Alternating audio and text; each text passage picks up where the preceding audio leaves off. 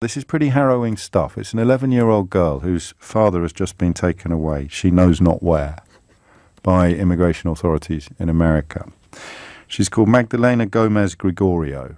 And I'm going to play it to you because you know that I couldn't come to work every day if I didn't believe that given the right opportunity, the right information and enough space, almost all of us would be decent and caring and kind. It's the immense amounts of effort and expenditure that are put into persuading people to be horrible and uncaring and cruel that explain how people like Donald Trump can end up in the White House. And maybe I'm incredibly naive. Maybe I'm wrong. Maybe there is just different DNA in people, so that some people enjoy other people's misery or are comfortable with it and others don't. And we're all, I think, on a similar scale. You know, you get quite used living in a big city at the moment to walking past people who are in dire straits, people sleeping in doorways in all sorts of trouble, and you can't stop and help them. You just can't. There's not enough hours in the day.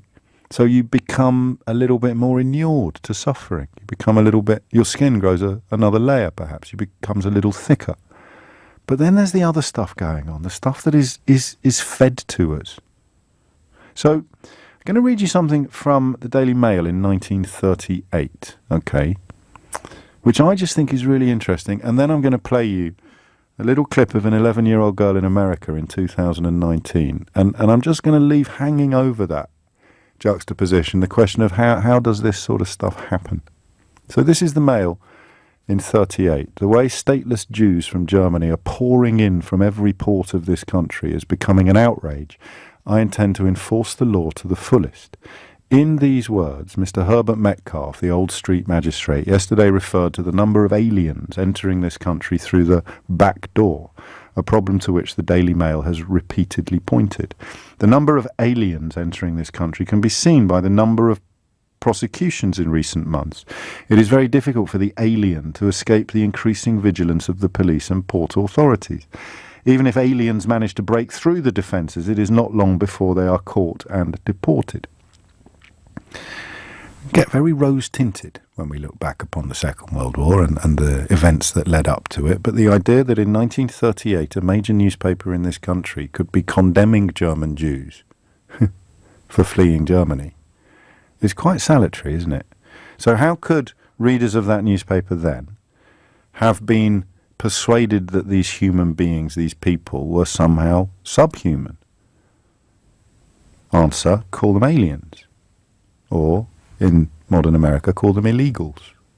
How does it happen? Well, I think we know how it happens. Where does it lead? It leads to this. Man, please put your heart. Let my parents be free with everybody else, please.